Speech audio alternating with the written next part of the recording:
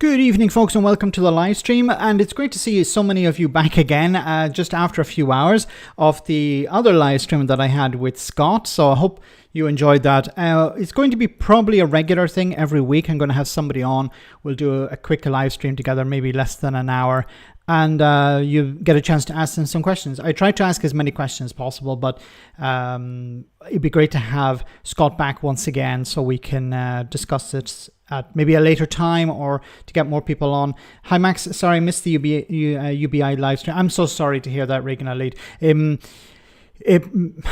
I'm sorry about the time. I probably should have done it a little bit later. I just wanted to create a bit of space between the call with Scott and the live stream. So, but don't worry, I'll see about having him back, and maybe we can have another guest and we can do another live stream on UBI, and we can get into a bit more of the weeds on that. It's not going to be a topic that's going to disappear anytime soon. I think actually the opposite. I think we're going to hear more and more about UBI going forward, because with automation, with AI taking over a lot of people's jobs, there need to be an alternative for people to get by. And recently, I think it was the CEO of Ford Motor Company in the United States who said that something like 30% of their new recruits are going to AI. So they're not recruiting anyone. They're freezing a lot of recruitment. It's a huge percentage of financial service providers. They have frozen a lot of recruitment as well, especially from junior staff, which means that a lot of young people will not be able to get on the career ladder, which is going to create a lot of disruption later on. So, generally young people straight out of university, straight out of college, out of school would get these junior positions where they could start their career, but they're being denied these because they're generally work that can be done by AI. So we need to have a backup. We need to have an alternative. But it'd be great to have Scott back on once again in the future so we can discuss it even more. The planet is screwed. It's hopefully it's not. The thing about the thing about AI is I've been doing a lot of research into it. Not real research, but just reading stuff online about it. And there are two possibilities: utopia or hell, dystopia. Heaven or hell, and it depends on whether we get this thing called alignment right, if we're able to convince the AI to be aligned to our goals. But a massive problem with that, and I'd love to do an AI live stream with somebody. I've been reaching out to a few people, but they haven't got back to me yet. But the alignment is if the AI agrees with us, and the problem with getting it to agree with our goals is we can't even agree goals ourselves. Get two people in a room together, just two people, and there'll be so many things they'll disagree on. So it's going to be very difficult to get an AI to agree to goals, or who sets these goals. Is it going to be society as a whole? Is it going to be just the tech bros who run these companies, who will manage these AIs? Who will decide what are the goals? Because if the goals are not aligned with our goals, we could be in serious trouble. I recommend reading into the paperclip machine, or the paperclip producer or replicator. It's an interesting thought experiment about unaligned AI.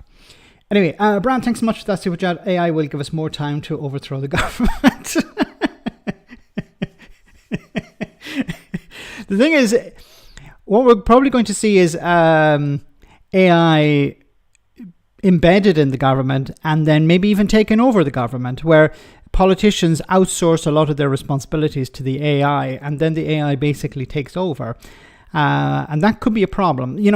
It's fascinating because we're getting to a stage where an ASI, which is an artificial superintelligence. I'm not going to talk too much about this because it's probably boring for a lot of people, but I'm fascinated by it.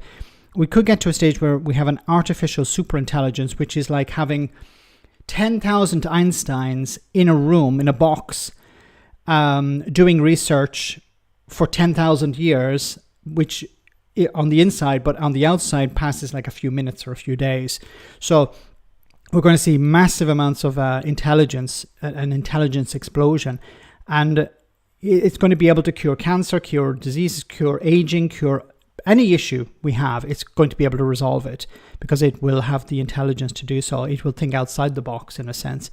That's if it's aligned, but if it's not aligned to our goals, it could be a nightmare, an absolute nightmare. One example given was, we could set a goal of make everyone happy. But then what it does is it injects us with, I don't know, some sort of happy drug and leaves us like zombies. Well, we're happy. See, it achieved its goal, so that wouldn't be very nice. Anyway, guys, let's move on to the stories for tonight. So, of course, there's the visit of the state visit of Macron in the UK today. I want to speak a bit about housing. Doctor strike, which is taking place, of course, at the moment, or is about to go ahead over pay, which has been frozen for a long time. And there's a lot of. I'm going to show you a first story about that, which is really upsetting because. Hold on, is my audio working okay? Something wrong with my audio here. No, it seems to be okay now. Sorry about that. My app is having some problems, but sound is fine. Okay, sorry about that. No, about the doctor's pay, I'm a bit disappointed with LBC and what's his name? I forget his Ben Kentish from LBC, who seems to be being a bit snarky about it. But let's get into that, and then obviously there'll be some other stories as well I want to cover too. So have a listen to this. It's a day ending in a Y, so the BMA has voted for strike action again. The NHS could now face 6 months of disruption after some 90% of voting resident doctors in England, formerly known as junior doctors, said they would down their stethoscopes and take to a picket line amid an ongoing row over pay. The BMA wants a pay rise of 29.2% to reverse the, quotes, pay erosion since 2008-9. Danny Mortimer is Chief Executive of NHS Employers. Thanks for coming on, Mr. Mortimer. I wonder what your reaction is to this ballot. Sorry, Tom Swarbrick, not... what did I say? Ben Kentish, sorry.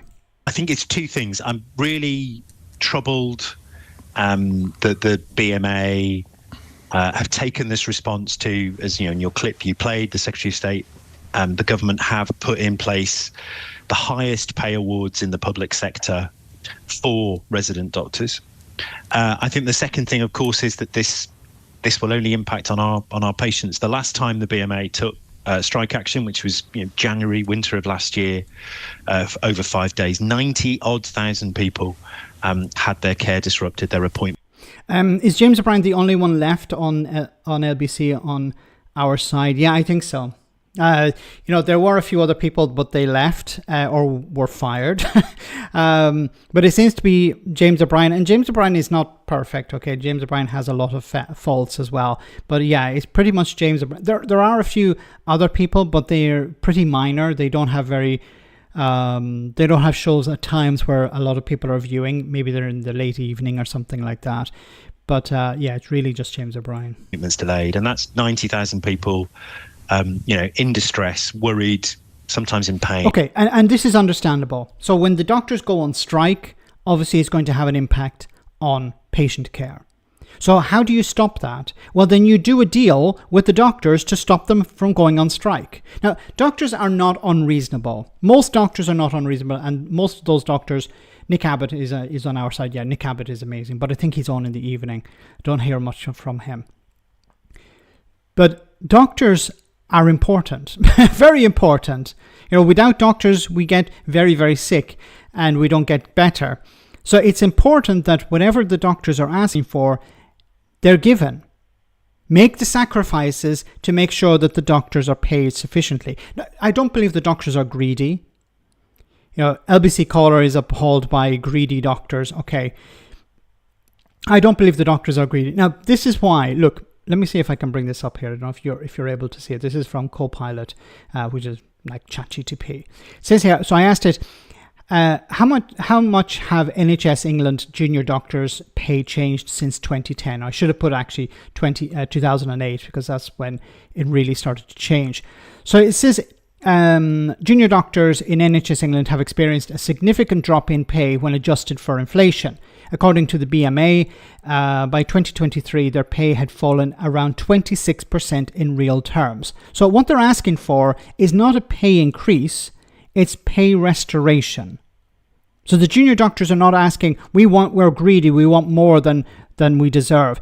I think they deserve more because of the important work they do, but they're not even asking for that. They're asking about 30%, which is slightly above a restoration.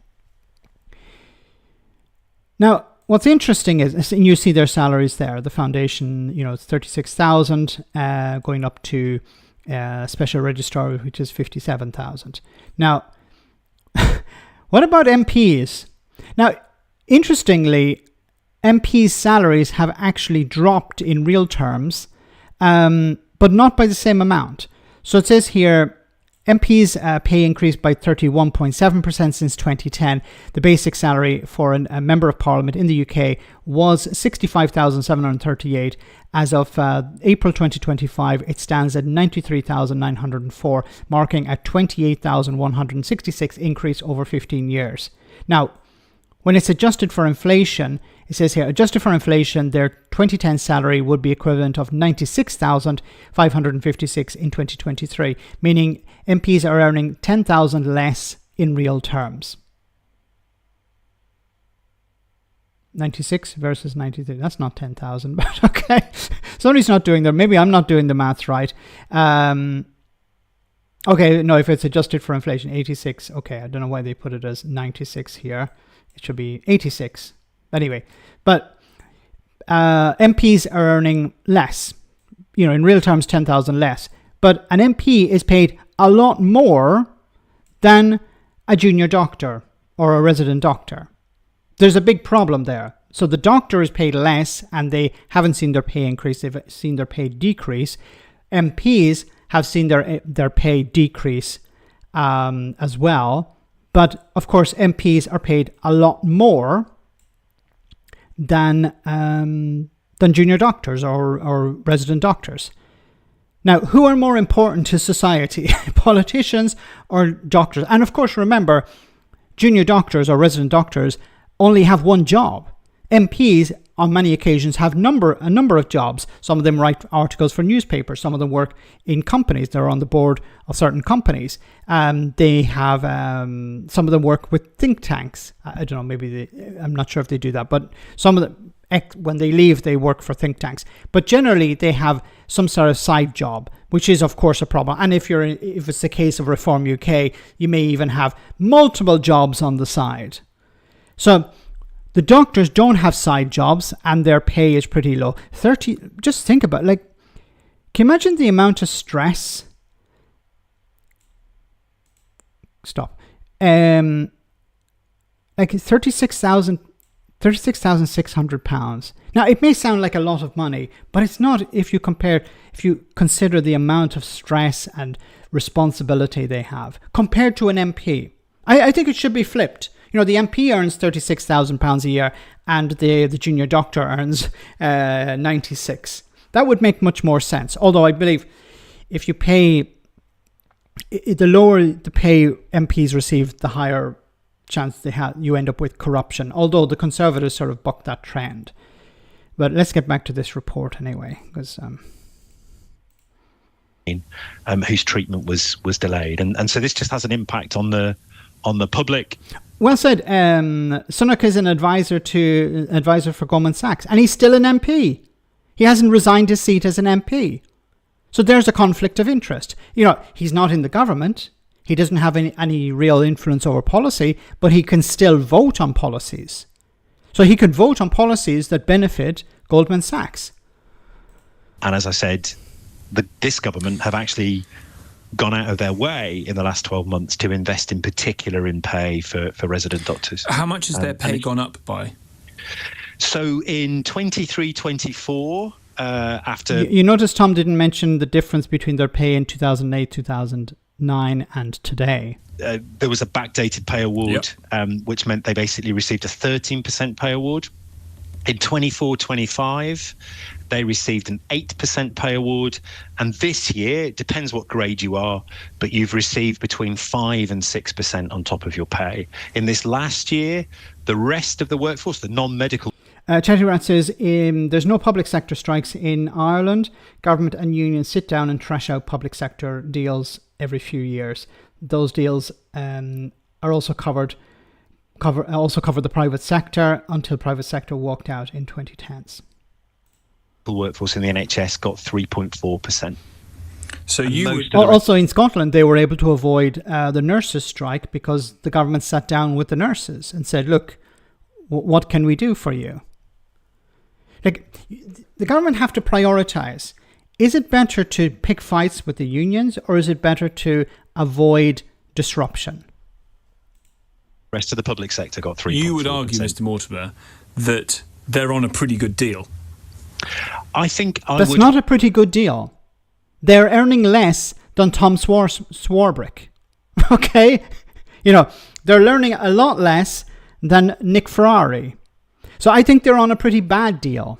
Argue that right across the public sector, people have concerns about their pay. I think right across the economy, people have concerns about their pay. We did see a lot of so-called pay restraint in the public sector for a sort of 10-year period or so. But actually, in this last 3 years, there's been significant investment in resident doctors in particular to address their concerns. And so actually, I think whilst there'll be concerns that people will have for the longer term, in the immediate term, resident doctors have done better than anyone else in the public sector.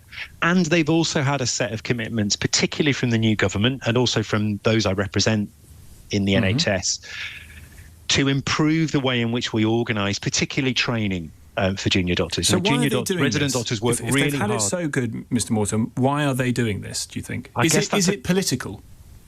Is it political? You think that the doctors are like, what we're going to do is we're going to create problems for the government for political reasons. No, they haven't had a proper pay increase in over 10 years. Since 2008. Okay, so they would like to have a pay restoration and maybe a little bit extra because of all the effort that they've put in over the last number of years, especially during the pandemic. Don't they deserve that? Like, a lot of people, including politicians, have seen their pay increase. Okay, yes, in real terms it has gone down somewhat since 2010, but they're paid a lot more. And they can do other crap, other work. I don't... In what sense political, Tom? Sorry. Well, is it that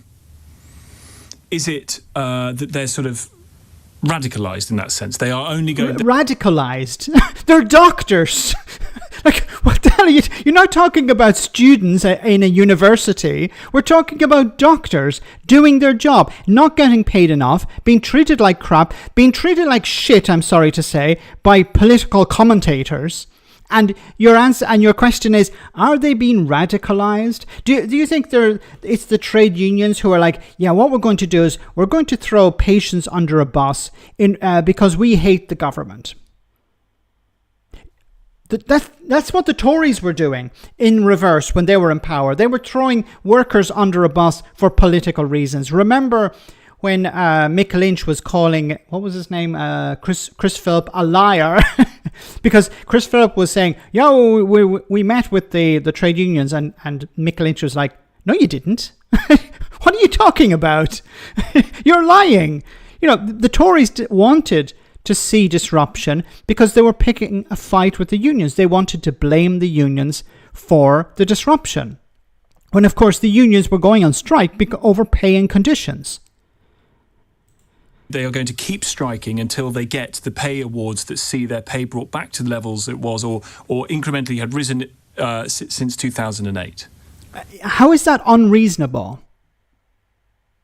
Would Tom Swarbrick work for less pay than he got in 2010 or when he first started doing this job? Probably not. Would he like to see his pay restored to where he thinks it should be and increased a little bit? Of course he would. Would he go on strike over that? I don't know, because maybe he hasn't been radicalized.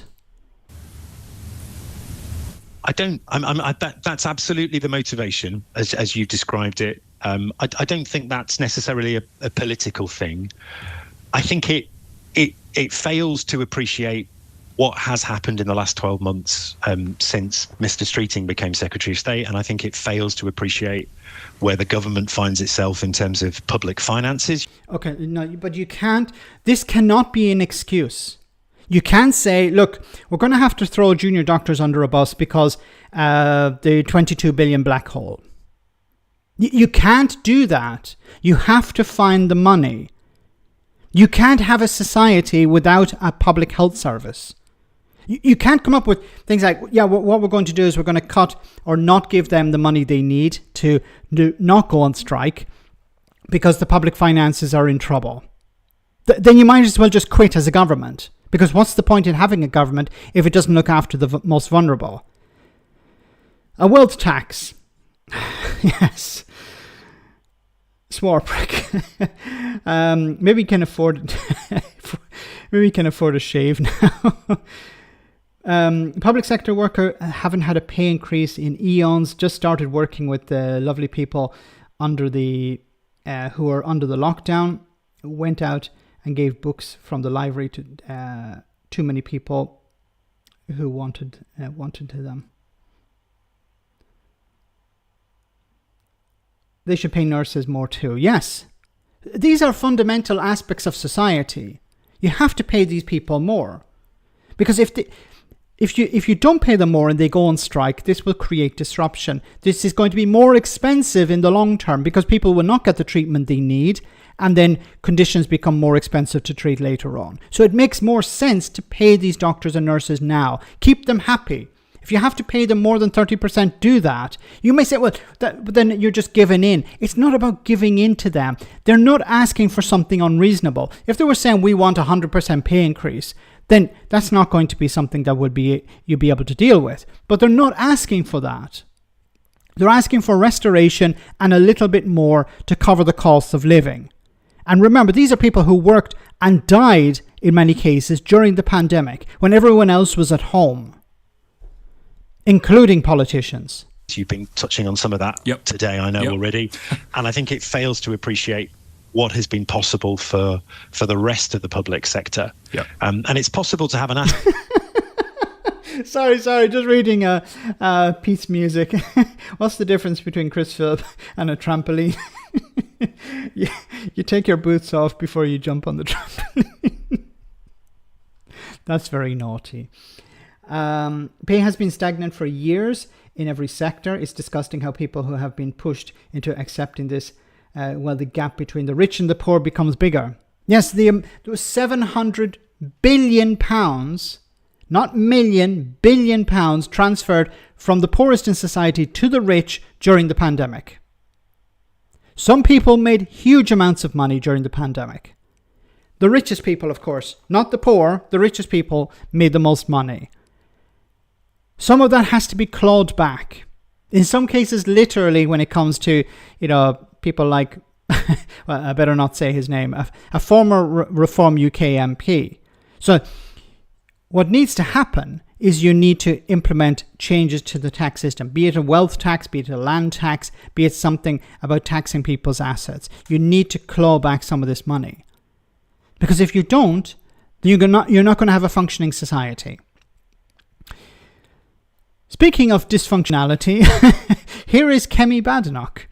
People who come to this country. So she's talking here about people coming to the country and treating it like a dormitory. People who come to this country should come to it because they love it and they want to be a part of it. And I've often said similar things myself, that our country is not a hotel, it's not a dormitory, it's our home. And we want people who are here to want to contribute to our way of life, to be a part of us. People who... Okay, but you don't want them to work. You don't want asylum seekers to work. So this is the problem with people like the Conservatives. They will say, look, we don't want asylum seekers to work, but we want them to contribute.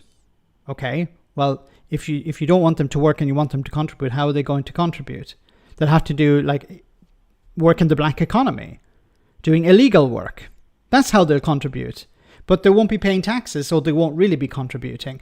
There's no sense in what they're trying to do. It was an interesting policy that the Conservatives are pushing also at the moment, where they want to take benefits away from every household that has a foreigner in it.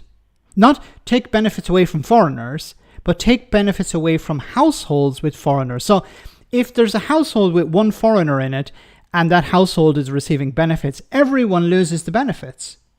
This is what the Tories are doing. So they're going to take benefits away from British people by default because there's a foreigner in that household. And we know that a significant number, almost half of, I believe it could even be more now, but the last time I checked, it was like 45% of people on universal credit, which is considered a benefit, are working. So you're going to take universal credit away from people who are working simply because somebody in their household is a foreigner. Now, why are people who are working on universal credit? Because they're not paid enough.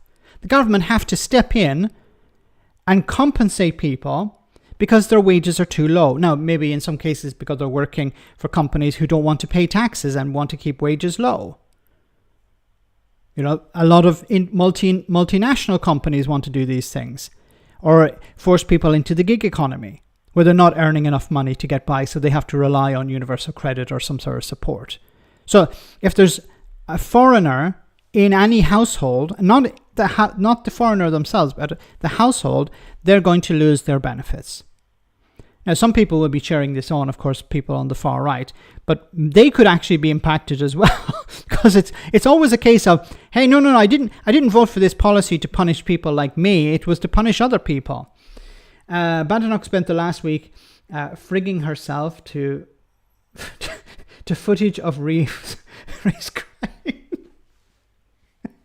I never heard it used in that way. But thanks, Brad.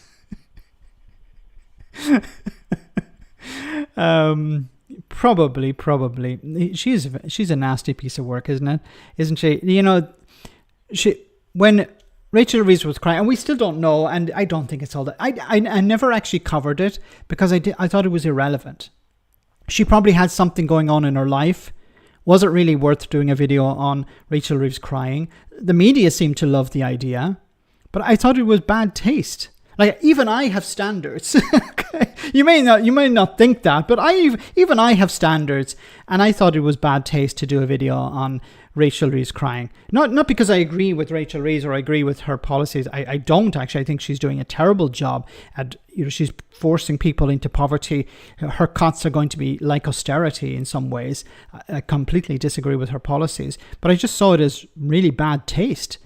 She probably has some sort of problem in her life, and she shouldn't have been there. The Prime Minister shouldn't have invited her. She should have just said, look, I don't feel good. Can I skip it? Yeah, go ahead. That should have been what. Then probably it was, oh, why is Rachel Reeves not there? Is she for the chop? And so she probably turned up probably thinking, I'll be okay. And then she started thinking about it, as we do, and then broke down. Why? I don't care. It doesn't matter. It's a personal issue. Politicians are semi-human. They are human. No, I'm joking. But politicians are people as well. And even though they try not to be. And they should be, if they have personal issues, leave it be. But Kemi Badenoch didn't want to do that. She wanted to engage, which is quite weird. I think she tries to be tough. Oh, what I'm going to do is I'm going to be like Thatcher. I'm going to be cold. I'm going to be steely, and I'm going to be heartless, and that maybe will help me. David McGuinness, thank you so much for that super chat. You'll be having nightmares over the last super chat. Yuck. I'll be having nightmares. Sorry. I'm made of tougher stuff than you did. I don't think so, but. For every Phantom Menace, there's a Rogue One killer. I must see that again. Anyway, let's move on. Of course, it was a special day today for the French president, who was in London and speaking at the House of Lords and in the Channel. In the Parliament chamber, the House of Commons, I believe. But anyway, this is what he had to say. As the Channel Tunnel is celebrating its 30th anniversary this year, Let's make a wish here today. Let's not allow the channel to grow wider. Although there are 300,000 French people living in the United Kingdom and 150,000 British people living in France, there has been a decrease in movement in recent years when it comes to school, university, professional and researcher exchanges. And today there is a risk that our societies are growing apart, that our young people do not know each other as well and may end up strangers. At a time when international current events remind us on a daily basis of our common future. Let's fix it. Let's work together in order to facilitate the exchange of students, researchers, intellectuals, artists. This is so important. Let's allow our children to have the same opportunities as the one we had. Well said. You know, what he's obviously talking about is having a better relationship between the UK and Europe, not just France, but with Europe, and undo some of the damage of Brexit, to have a better relationship between the two nations of the UK and France, but also to bring Europe together. What I find fascinating sometimes is a separate issue, is how people whose first language is not English are able to speak English better than Donald Trump. How is that possible? How is it possible that Emmanuel Macron is able to speak English to a higher degree than Donald Trump? Honestly, don't. And Donald Trump went to a private university. Macron probably went to a private one as well. I should do my research beforehand, but anyway. But it's wonderful to see. Yes, this is the rebuilding of the relationship, the healing of the wounds of Brexit, and long may it continue.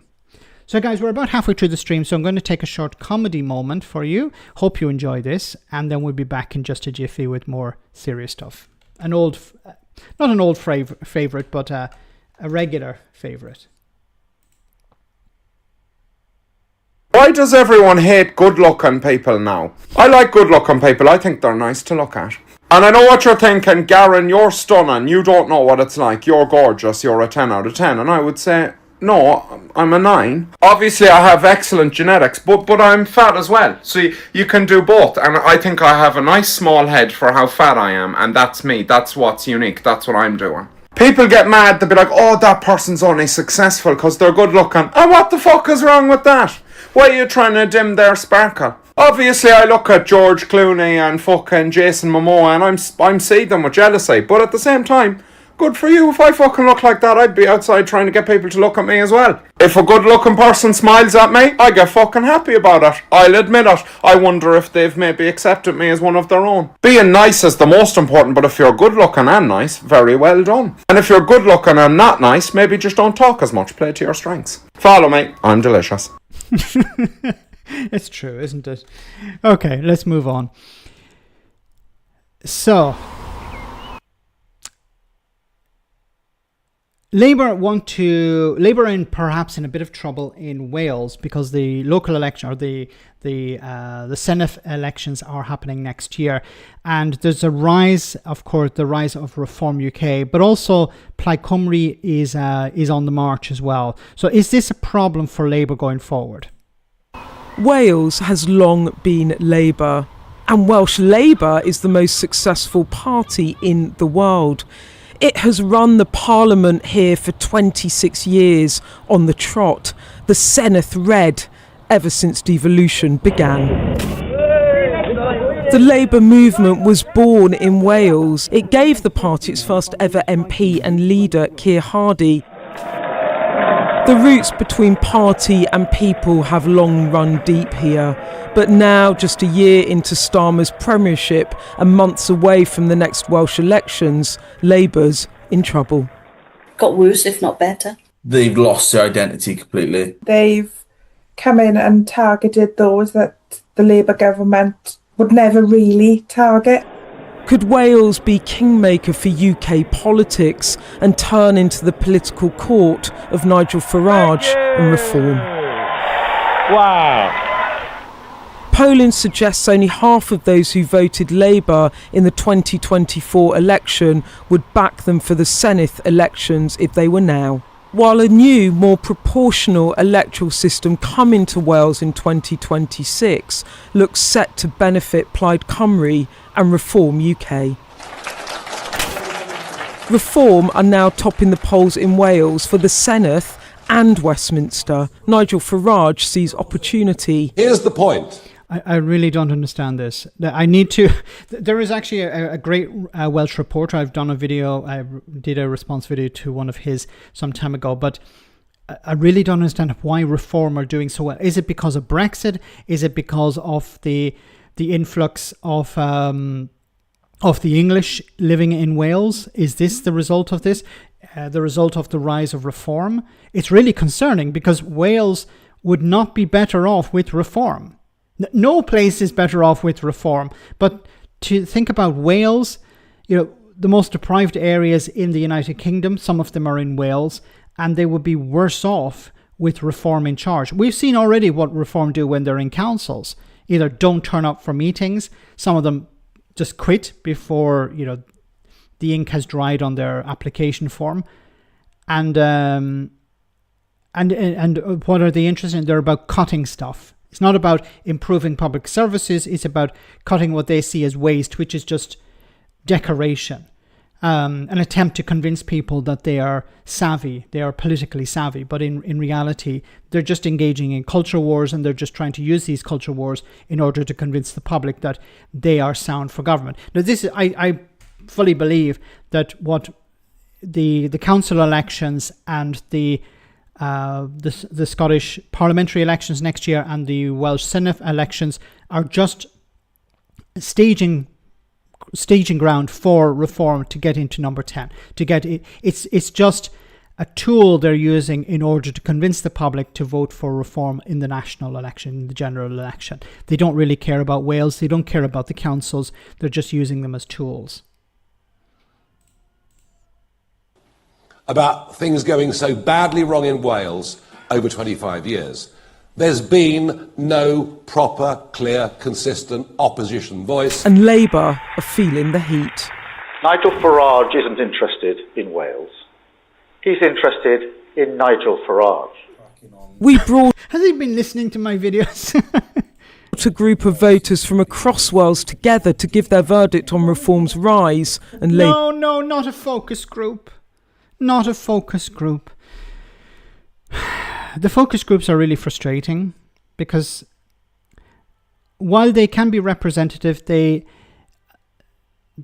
answers we get from them are just depressing. Labour's fall. They're flip-flopping between everything, and now they're telling us to prepare for World War III. On paper, it seems that they are doing lots of things, but I just don't feel that we're seeing that change yet. U-turns. This is a legitimate concern that the government are not doing enough fast enough.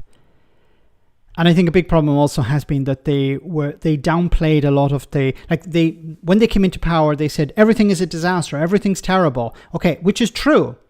But people don't want to hear about how things are terrible all the time. They want to say, okay, what is your vision to fix things? What are you going to do to improve people's lives? I keep saying this. You need to improve people's lives, and you need to convince them that you have done that you are responsible for things getting better. Were fast on voters' minds. Winter heating allowance was the one thing, and the other thing was the taking the benefits off people on disability payments. Once again, why did they choose these policies? Morgan McSweeney should be fired.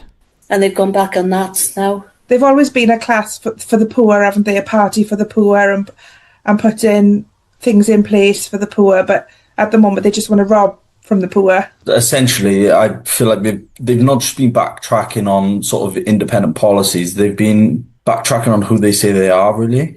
And some still willing to give Labour the benefit of the doubt. The benefits, the U-turn on benefits. I mean, the papers are saying it's a weakness. I think it's a democracy. He listened. Maybe this guy's listening to me as well. The U-turn, if it's beneficial to people, U-turn straight away. Admit that you were wrong. Say we listened to the public, but you have to be very transparent about that, and you have to be sincere. Unfortunately, the politicians, the commentators are saying, well, it's because of the pressure Starmer received from the backbenchers, which is actually true. But if you want to convince the public, you say, look, we actually listen to people, we listen to charities, organizations who represent the most vulnerable, and that's why we U-turned. We're sorry, we should have listened to you first, but they didn't say that. So the narrative is they U-turned because of the backbenchers, and that's not a good reason to U-turn. Now, once again, a U-turn, if it's in the interest of ordinary people, that's a good thing. But those policies shouldn't have existed in the first place, because it's damaging to you at the beginning, and then there is some damage that you have to take when you U-turn. It's not easy for a man in power to turn around and say, "Oh, perhaps I've made a few wrong choices here." I think you're right, Keir Starmer. If you compare to some other prime ministers, especially Liz Truss, she come only for 1 month. And Dude, you're setting the bar really low there. Like, he's better than Liz Truss. I don't think Starmer was going to be cracking open any champagne bottles because of that. But yes, he's better than Liz Truss. Truss won't be happy to hear that, but maybe Starmer might not actually be happy to hear that either. Reform could legalise sheep jacking in Wales so the candidate doesn't get caught in trouble with the law. So, Brad, you should be a political commentator because you have your finger on the pulse of these things. You know what's going on. You know what's going on inside the heads of Reform UK. And maybe you need to seek some help over that. Thanks. she done. But when asked this question, who is the main opposition to Labour now? There was one answer. As much as we don't want to admit it, I think it's Reform. Reform. Yeah, I think they're the main opposition, and I think they'll get in. But hope for Labour too. Reform have not sealed the deal. The only thing is, I didn't realise till last week, Reform haven't even got a Welsh leader. So what you... Wonderful. So Welsh people are listening. Welsh people are interested. Okay, why is there no Welsh leader? You know, there's no representative because Farage wants total control. This could be his undoing. And we're starting to see a few cracks appear in Reform's lead over Labour and other parties in the polls. So they seem to have peaked at around 30% and they have declined somewhat. Now, it could be a blip.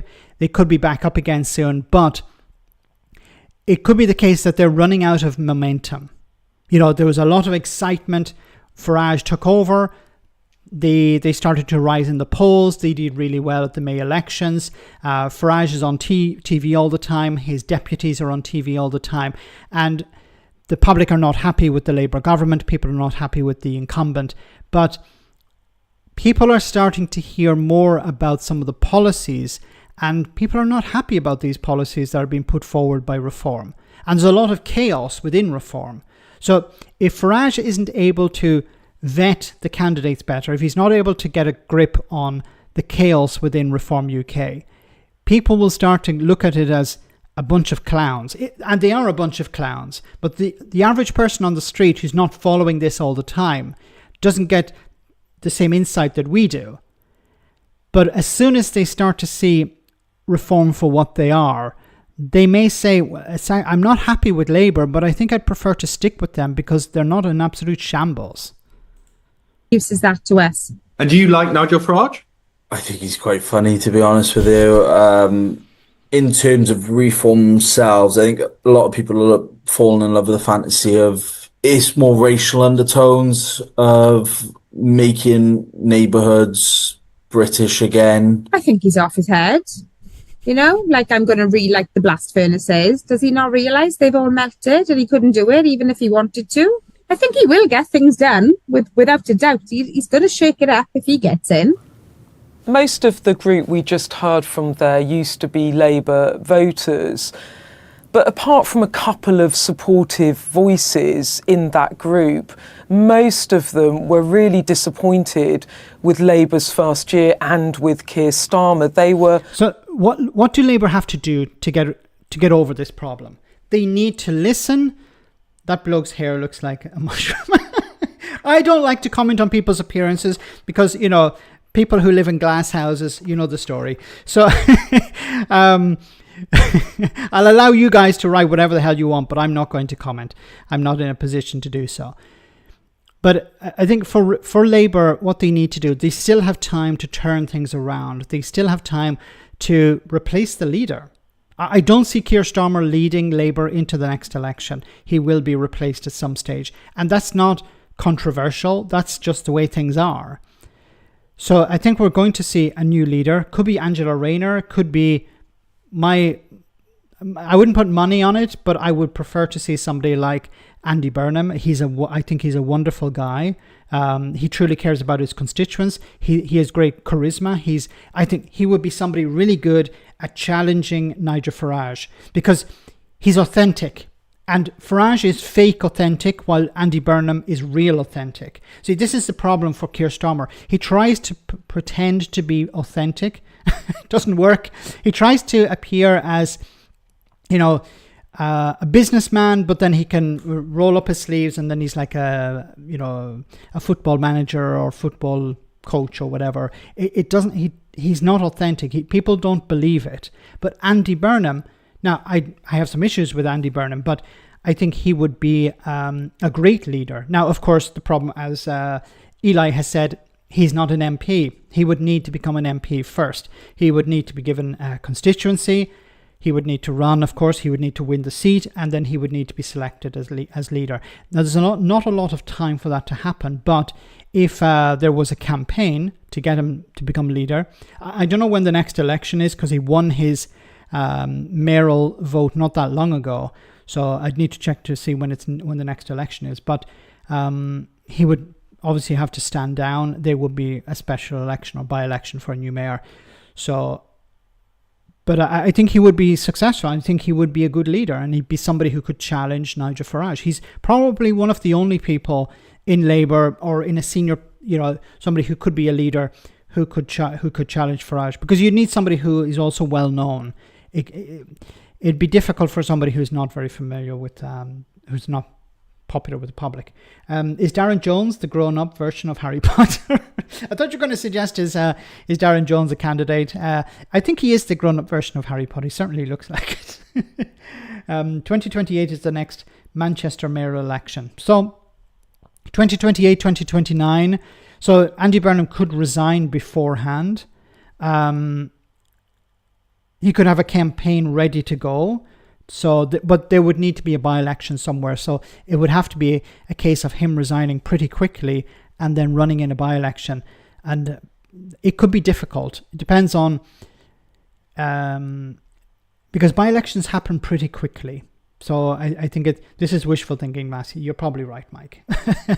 I think so. I think too many stars or too many planets have to align for Andy Burnham to be Prime Minister. To be leader of the Labour Party.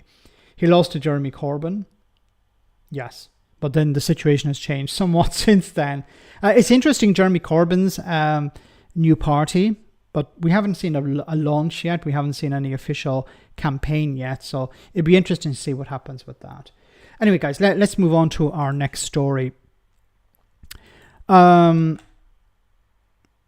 about housing, the government is talking about... Well, let's read this.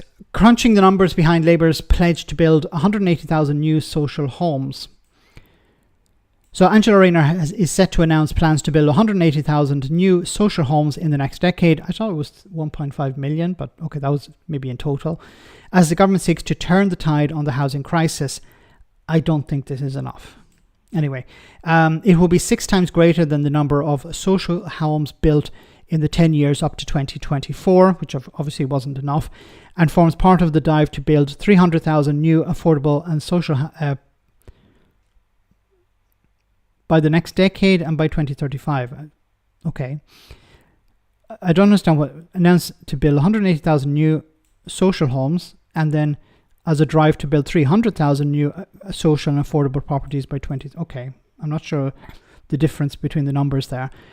In the plan is backed by a £39 billion investment announced by Chancellor Richard Rees in last month's spending review. Sorry, the Deputy Prime Minister called on the social housing sector to work together to to turn the tide of the housing crisis. She said the investment was the biggest boost to social and affordable housing in a generation.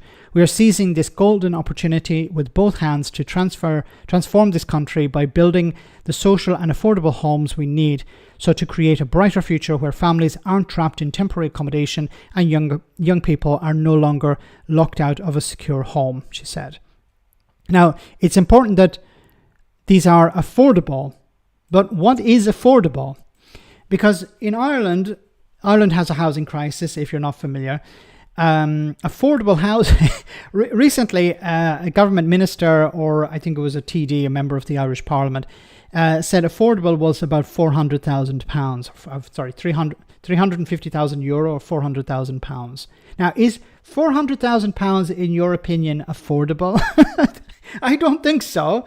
What is affordable? It's a very abstract term, isn't it? It's very subjective. Affordable to, I don't know, Nick Ferrari would be, $1 million maybe, because he could afford that. But affordable to somebody, maybe a junior doctor. So a junior doctor, as we saw, is on £35,000 a year starting. What is affordable to them? Because in the past, affordable would have been like 3 times your salary. So 3 times 35,000. I'm not very good with mathematics, but it's about 110,000. Am I right? Is that TD a landlord asking for rent? Perhaps. There's a guy called not Jackie Heaney Ray. What's the other guy's name? His son, I think it is. Something Heaney Ray. There's a whole family. The whole family run as politicians. And I think he is the biggest landlord in the Irish Parliament, in Dáil Éireann. He doesn't exempt himself from votes on policies like this, on, for example, support for renters and stuff like that, for some reason. God, I hate maths. Yeah, me too. A lot of private companies have purchased land and building private housing, not really affordable and nothing to do with the government. Yes, and this is a huge problem that happened in Ireland recently as well, where about a huge amount of the new houses built were supposed to be affordable, but they were not. Michael Heaney Ray, sorry. A lot of them were supposed to be affordable, but were not, because the government was not strict in their rules for, okay, you need to have a certain percentage affordable. So, and a big problem in the UK at the moment is developers are sitting on the land knowing that, well, what I can do is I can just sell it off later and make a profit. So if I actually build on it, well, I'll have to spend money, and they don't want to do that. So they're literally just sitting on the land waiting for the price to rise. If you're disabled and rely on benefits, it's impossible to own your own home because housing benefit wouldn't pay your mortgage. That needs to change.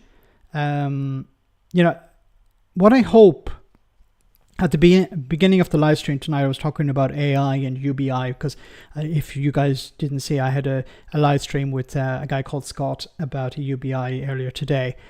You can find it on the channel. But AI is going to change a lot of things, and we're going to have some sort of alternative to working, because a lot of jobs are going to be done by robots, they're going to be done by AI, they're going to be done by automation. And people are going to have to live, but people need to have some sort of support. We talked about on the live stream, we talked about how benefits must remain for example, disabled people, but everyone else gets a UBI, or a UBI goes to everyone, but people on benefits get extra support. Because the world is going to change, and it's going to change pretty rapidly. And unfortunately, governments are still stuck in the 20th century. Get people off benefits and into jobs. Train people up to do coding jobs and stuff like this. Oh yeah, train to become a coder. No, I think it was Meta, which used to be Facebook, who own Facebook, said about 90% of the code within the company is going to be done by AI. So 90% of the coding is going to be done by an AI system, not by people. So if they're doing it, obviously it's going to filter down to other companies as well.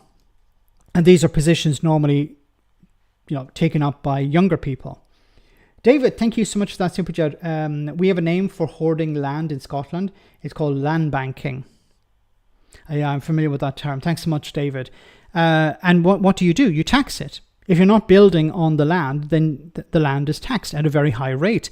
So it encourages developers to start building homes, because a big problem is not so much the lack of housing because there isn't available land to build on. Is, as David has pointed out here, there's a lot of land banking where people buy the land knowing it will go up in price, especially if there are other developments taking place around the land.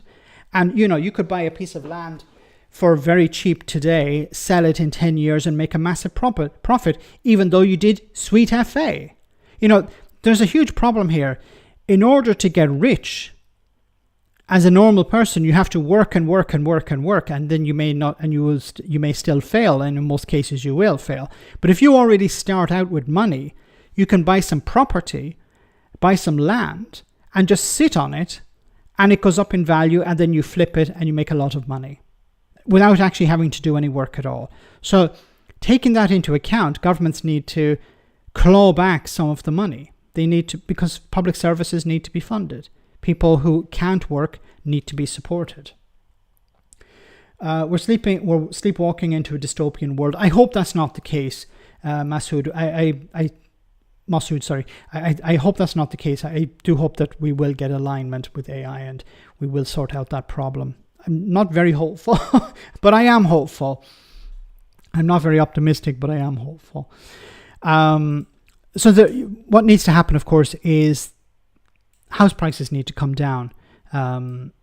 Houses need to be truly affordable. Okay, I want to cover another story here.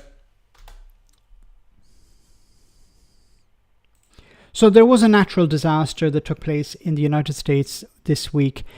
But did US government cuts contribute to the Texas tragedy? So in the aftermath of the fatal Texas floods, some Democrats have warned about the consequences of the Trump administration's cuts to the federal government workforce, including meteorologists, with Senator Chris Murphy saying that accurate weather forecasting helps avoid fatal disasters. The suggestion is that the cuts may have impeded the ability of the National Weather Service, the government agency which provides weather forecasts in the US, to adequately predict the floods and raise the alarm. We saw this also with the air traffic control. Donald Trump administration cut support for the Aviation Authority, the FAA, I think it's called. When it came to nuclear safety, what did they do? They fired 300 people and then had to rehire them because Elon Musk's Doge department, which of course Reform UK are trying to copy and paste into the UK as well, into councils at least for now, had to rehire those 300 people back because they realized, we actually need nuclear safety engineers or technicians.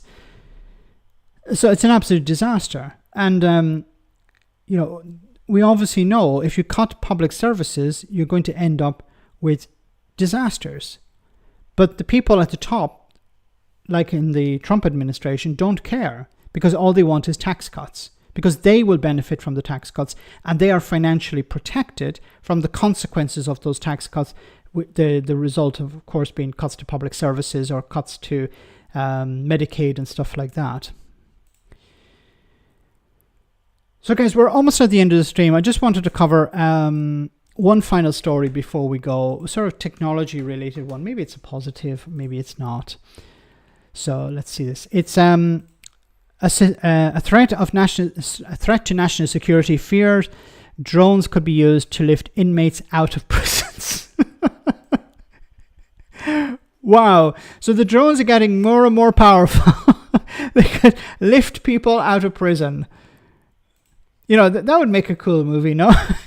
HMP Chief Inspector of Prisons has issued a stark warning over drugs being delivered via drones, saying the police and prison service have in effect ceded the airspace over Category A jails. Then what you do is you put up a net, no? Sophisticated drones sending overwhelming amounts of drugs and weapons into prisons represent a threat to national security, according to an annual inspection report by the prison's watchdog. HMP Chief Inspector of Prisons Charlie Taylor has warned criminal gangs are targeting jails and making huge profits selling contraband to the vulnerable and bored prison population. Bored. Maybe they need to do stuff in jail. Make stuff. Remember they used to make baskets and stuff. Do people in jail not make baskets anymore? Con Air. What's that, Christy? It's giving a new meaning, doesn't it? Liz Truss's patrol dogs. I will put a stop to that. Well said, Brad. Yes. Liz Truss was saying, yeah, we have dogs barking at the drones. It frightens the drones away. Right. The watchdog reiterated his concern about drones making regular deliveries to two Category A jails, HMP Longharton in Worcestershire and HMP Manchester, which hold the most dangerous men in the country, including terrorists. Then, I look, I'm not, maybe I shouldn't weigh in on this because I'm not an expert, but surely there must be ways of, what you do is you monitor, when you let the prisoners out, if you see a drone, you hear a drone, everyone gets back inside, okay? And then when the drone drops something, you pick it up. Or you have those anti-drone devices. They're like big guns. They look like huge guns. You just jam you have a guard out there. Oh, they hear a drone. Because normally you can hear these things, okay? Even if they're quite far away. So you hear a drone and you go, and then the drone falls down. And then you recover whatever it's doing. I never understood why, we didn't have prisons like, the ones in the movies in the US. I always hear about people, transferring drugs by mouth or, under a table or something. Why don't they have it like in the United States, where there's a glass screen and you have a telephone? I always thought that was really cool. And wouldn't that be a way of stopping a lot of drugs from coming in? Obviously, if the guards are in on it, then obviously you're going to have to deal with that in a different way. But that would bring down a lot of the drugs coming into prisons. Bees buzzing. That's a Game of Drones. Jetpack Deliveroo. Although they're very, creative in how they can get the drugs into prisons. Strange ways here. Here we come. Strange ways. Here we come. Yes. Drones will need an extra propeller for me now. Oh yeah, this is to get people out. Yeah, you can imagine, lifting people out of prison with a drone. The drones are probably going to get to that stage, but I think it'd be, you're going to hear a drone that big arriving. They're not that quiet. I don't know if anyone, most people have experienced a drone in some way, somebody flying over a park, filming or something. They're quite loud.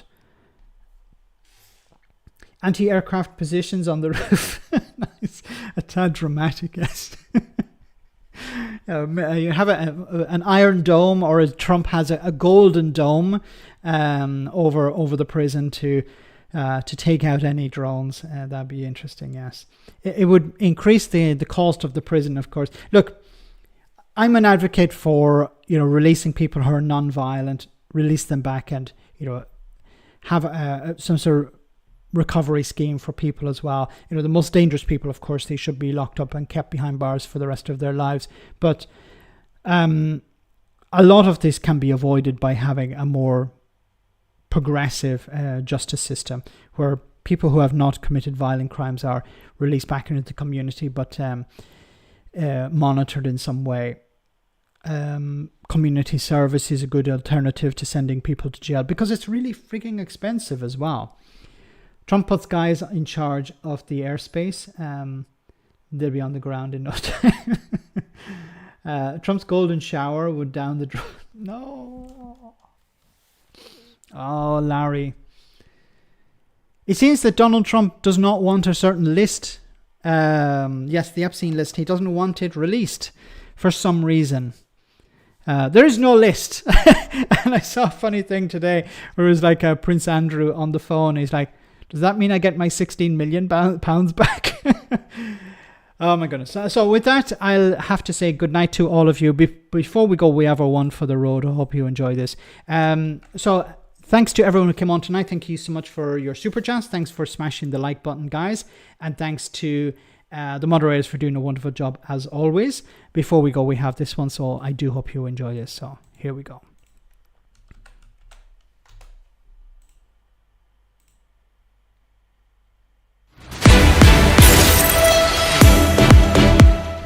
Welcome to Broken News. Two elderly brothers from Manchester say they've got no regrets after despising each other for decades just so they can cash in on a lucrative band reunion.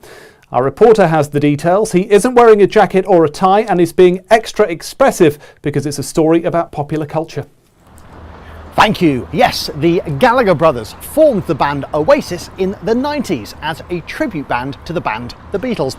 Using sometimes as many as 3 chords, the pair had a huge cultural impact. While John Lennon famously said, "Life is what happens while you're busy making other plans." And Elvis Presley said, "The truth is like the sun. Yeah, you can shut it out for a time, but it ain't going away." The Gallagher brothers were best known for inspirational quotes like, "All right, our kid, sunshine," and the classic "fuck off." Their return sent shockwaves through the music industry, while Radio 2 has been flicking its collective bean to the thought of Noel Gallagher guest hosting mid-morning. The second biggest Parker-wearing twat in the band, Noel, once admitted that he didn't write second verses to songs because he couldn't be bothered. So just repeated the first verse instead. And it's that sort of artistry that propelled Oasis to the big time. But the band has recently faced criticism, mainly for using surge ticket pricing to maximise their profits from their new tour. Surge pricing is a method of moving more money from the poorer to the richer, and ensuring that wealthy people get the best opportunities to see so-called working class musicians. Some, such as squinty-eyed reform goblin Richard Tice, have defended what they call the many benefits of surge pricing, such as... So you're going to put something in there, would you, like a sort of a graphic or something, once you've thought of like benefits and stuff, yeah? Yeah? Yeah? Okay, cool. So I'll just do the wrap-up line now, yeah? Yes, yeah, please. Okay, yeah. Well, Oasis will play 14 dates this year if they can stop being dickheads long enough to make it through the tour. Back to you. Thank you. Well, Broken News has been handed a statement from representatives of the Gallagher brothers. It reads, "Noel and Liam are an inspiration. From working class stock, they conquered rock and roll, became massively rich, and are now finding a way to rinse money from the working classes. It's the British dream." What a lovely story. That's all from Broken News. You're up to date. We have a super chat from David right at the end. David says, "We have drone deliveries in Scotland to the islands, NHS and the Royal Mail." That's wonderful. And that's, a wonderful thing with drones is, the double-edged sword, it can be designed to kill people, but it can also deliver important medicine, which of course would be really difficult if you had to do it by ferry or by airplane. So it's much cheaper to do it that way. So of course it keeps the cost down for the NHS or for the Royal Mail. So that's I think that once again, there are a lot of opportunities also for allowing people not to have to consider having to move from the islands to the mainland, so they can have a reasonable quality of life even though they're far away. So guys, have a great week. I'll see you on Friday, same bad time, same bad channel. Stay safe, take care, and good night.